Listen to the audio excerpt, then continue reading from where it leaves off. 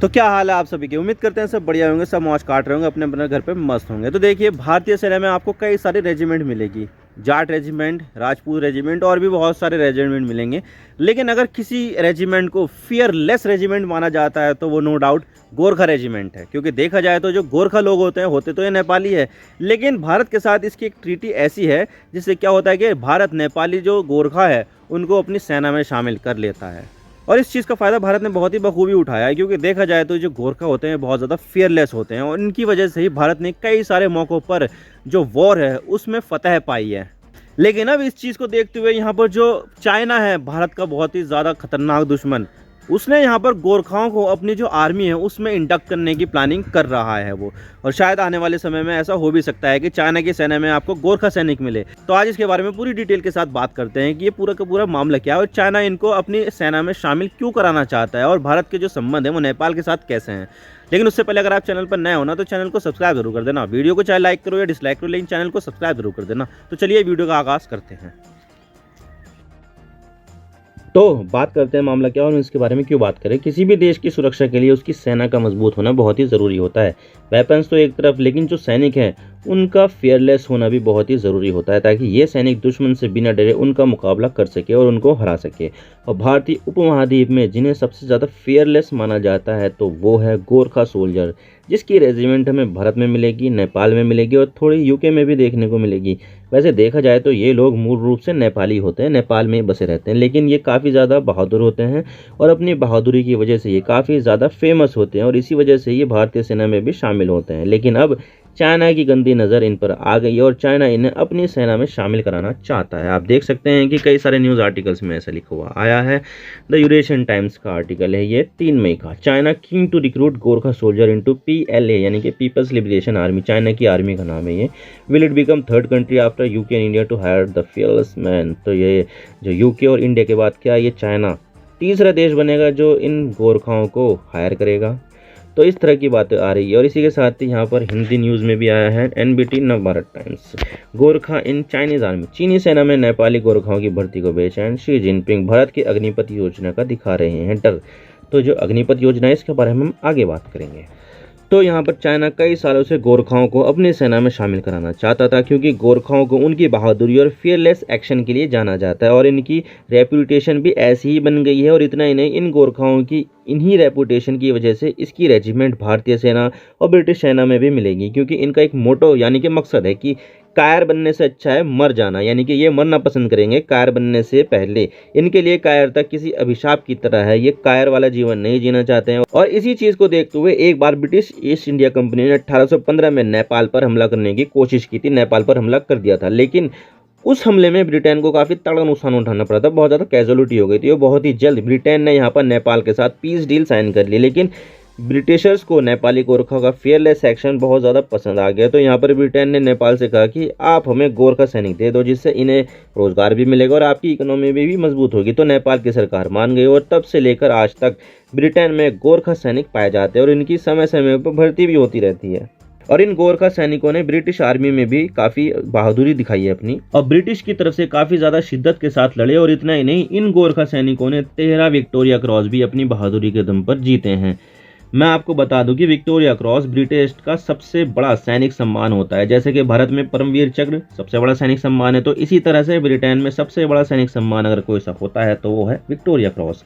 और British army के अलावा जब भारत ब्रिटेन से आज़ाद हुआ था तो तब ब्रिटेन ने नेपाल और भारत के बीच में एक डील हुई थी, जिसमें ब्रिटिश सेना के 4 रेजिमेंट को इंडियन आर्मी में ट्रांसफ़र कर दिया गया था। और ये 4 रेजिमेंट को भारत में अब गोरखा ब्रिगेड के नाम से जाना जाता है।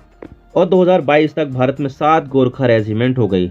जब आज़ाद हुआ तो जब 4 थी, लेकिन भारत ने 3 और बढ़ा दी, तो अब 7 रेजिमेंट हो गई है, जिसमें टोटल 28,000 गोरखा सैनिक है। और ये गोरखा सैनिक कई सालों से अपनी बहादुरी और हिम्मत को शो करते आए हैं और ये हमें कई जगहों पर दिखाई भी देता है और कई सारे हम इवेंट में भी देख सकते हैं और कई सारे वॉर में भी ये देखा जा सकता है। भारत पाकिस्तान का सेकेंड वॉर जो 1965 में लड़ा गया था, उसमें भी भारत को जीत दिलाने में गोरखाओं का बहुत ही बड़ा योगदान था। और गोरखाओं ने यहाँ पर 10,000 फीट ऊंची पीर कांटी पहाड़ पर पाकिस्तानियों पर हमला किया था और काफ़ी तगड़ी चली जो जिला बैटल को भी गोरखा सैनिक से ही याद किया जाता है। और 1999 के कारगिल वॉर में भी इन्होंने काफ़ी बहादुरी दिखाई थी और पाकिस्तान के कई सारे भारतीय पोस्ट पर जो कब्जा कर लिया था उन्होंने पाकिस्तान के कब्जे से छुड़ाने में गोरखा रेजिमेंट का सबसे बड़ा हाथ था।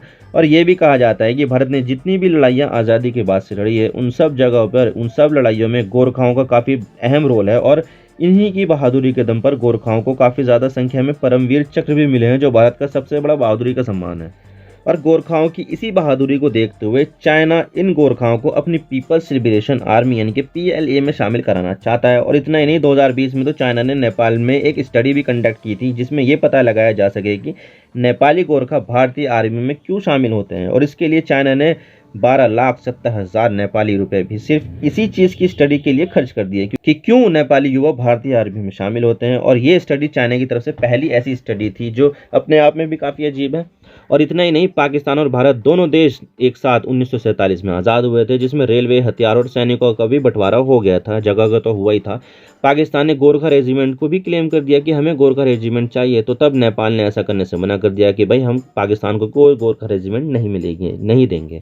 और जब 1962 में भारत और चाइना के बीच जंग चली थी, तो तब चाइना ने नेपाल से गोरखा सैनिक मांगे कि भाई हमें गोरखा सैनिक चाहिए, तो नेपाल ने किसी भी तरह के सैनिक देने से इनकार कर दिया था। लेकिन कहानी पूरी तरह से बदलने वाली है अब, क्योंकि अब नेपाल धीरे धीरे भारत से हटकर चाइना की तरफ जा रहा है। उसका जो शिफ्ट है वो चाइना की तरफ हो रहा है। और इसके पीछे जो सबसे बड़ा कारण है वो है भारत की लाई गई अग्निपथ योजना।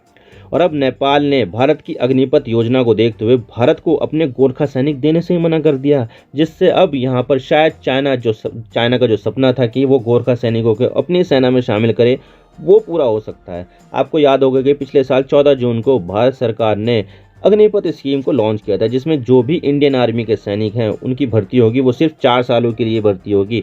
और जब 4 साल पूरे हो जाएंगे तो उनमें से सिर्फ 25% लोगों को ही परमानेंट इंडियन आर्मी में शामिल किया जाएगा। और जो बाकी के जो 75% सैनिक होंगे उन्हें इंडियन आर्मी छोड़नी होगी, वो बेरोजगार हो जाएंगे। लेकिन इसके लिए सरकार उन्हें पैसा भी देगी कि भाई अगर आप 4 साल पूरे कर लोगे तो आपको एक मुश्त पैसा भी मिलेगा। क्योंकि देखा जाए तो हर साल भारतीय सेना को काफ़ी पैसा अलॉट किया जाता है, लेकिन ये पैसा अगर सबसे ज़्यादा कहीं पर इस्तेमाल किया जाता है, कहीं पर जाता है, तो वो है इंडियन आर्मी के लोगों की सैलरी और पेंशन में। आप देख सकते हैं कि ये है इंडियन आर्मी का पिछले साल का एक्सपेंडिचर का ब्रेकडाउन, जिसमें सेना के लिए सरकार ने 5,25,000 करोड़ रुपए का बजट बनाया था। और ये बजट भारत की टोटल GDP का 2.9% था, जिसे काफ़ी ठीक ठाक ही माना जा सकता है। लेकिन इस पूरे बजट का जो ज़्यादातर पैसा है वो आर्मी के लोगों की सैलरी और पेंशन में जाता है, जो टोटल बजट का 54% होता है, 54% होता है, जो काफ़ी ज़्यादा होते हैं। और इस चीज़ से जो आर्मी का जो मॉडर्नाइजेशन है वो भी काफ़ी स्लो है। आप देख सकते हैं कि मॉडर्नाइजेशन में पूरे बजट का 23.8% ही जा रहा है। इतने में ही यहाँ पर हथियार है वो खरीदे जा रहे हैं, जो 40% से भी ज़्यादा होना चाहिए था। वो कितना हो रहा है, वो 23.8% हो रहा है। और रिसर्च एंड डेवलपमेंट में 3.5% ही जा रहा है, जो 10% के आसपास होना चाहिए था। तो ऐसे में अगर ज़्यादातर पैसा सैलरी और पेंशन में चला जाएगा तो आर्मी को मॉडर्नाइजेशन और नए हथियारों का प्रोक्योरमेंट है वो कैसे होगा, क्योंकि आर्मी के पास तो पैसा बचेगा ही नहीं। तो इसी चीज़ को ध्यान में रखते हुए सरकार ने यहाँ पर अग्निपथ स्कीम चलाई, ताकि सरकार सैलरी और पेंशन पर जो खर्च हो रहा है उसको कम कर सके। और इसी चीज़ को देखते हुए ही नेपाल ने सैनिक भर्ती में नेपाली गोरखाओं को भेजने से मना कर दिया कि भाई हम अग्निपथ स्कीम की वजह से नेपाली गोरखाओं को भेजेंगे ही नहीं। वैसे देखा जाए तो भारत में भी इसका काफ़ी ज़्यादा विरोध हुआ था। भारत में भी यहाँ पर बहुत ज़्यादा विरोध प्रदर्शन हुए थे, ट्रेनें रोक दी गई थी, दंगे फसाद हो गए थे, पुलिस को डिप्लॉय कर दिया गया था, आर्मी को डिप्लॉय कर दिया गया था। और इस चीज़ को लेकर तो भारत में भी बहुत ज़्यादा गुस्सा है, लेकिन नेपाल में और ज़्यादा गुस्सा है, क्योंकि नेपाल एक दूसरा देश है और वहाँ पर इस चीज़ को लेकर बहुत ज़्यादा इमोशनल हालात हैं। और यहाँ पर सबसे बड़ा कारण जो है वो है इकोनॉमिक कारण है। आपको तो पता ही होगा कि नेपाल एक छोटा देश है, आबादी भी इसकी कम है और इसकी जो इकोनॉमी है वो भी काफ़ी छोटी है। तो थोड़ा थोड़ा पैसा नेपाल की इकोनॉमी के लिए काफ़ी ज़्यादा मैटर करता है। और ये बताया जाता है कि जो गोरखा पहले इंडियन आर्मी में थे लेकिन अब वो रिटायर हो गए हैं, तो उनको जो भारत सरकार की तरफ से पेंशन मिलती है वो हर साल लगभग 4,000 करोड़ रुपए बनते हैं। और ये गोरखा सैनिक रिटायर होने के बाद भारत नहीं रहते बल्कि अपने देश नेपाल चले जाते हैं। तो ये पूरा का पूरा पैसा नेपाल की इकोनॉमी में पंप होता है, 4,000 करोड़ रुपए। और जो एक्टिव गोरखा सैनिक है वो हर साल अपनी फैमिली को नेपाल में 1,000 करोड़ रुपए भेजते हैं, जो टोटल लगभग 5,000 करोड़ रुपए हो जाते हैं। 4,000 पेंशन के और 1,000 एक्टिव सोल्जर जो भेजते हैं, तो 5,000 करोड़ रुपए हो गए जो नेपाल जाते हैं हर साल। लेकिन अग्निपथ स्कीम्स आने से ये सारा का सारा पैसा जो अभी 5,000 करोड़ रुपए आ रहा है वो बहुत ही ज़्यादा कम हो जाएगा। और फिर ये चिंता जताई जा रही है कि 4 साल बाद जो 75% गोरखा सैनिक बेरोजगार हो जाएंगे, ये सैनिक पूरी तरह से ट्रेंड होते हैं, तो कोई दूसरा देश इन ट्रेंड सैनिकों का फ़ायदा उठा सकता है और वो देश मोस्ट प्रोबेबली चाइना होगा, क्योंकि नेपाल की सीमा सिर्फ 2 ही देशों से मिलती है और भारत और चाइना। तो चाइना नेपाल में इजीली आ भी सकता है, जा भी सकता है। तो यहाँ पर चाइना भी काफ़ी ज़्यादा खतरा पैदा कर रहा है और ये जो गोरखा सैनिक है वो चाइना भी जा सकते हैं।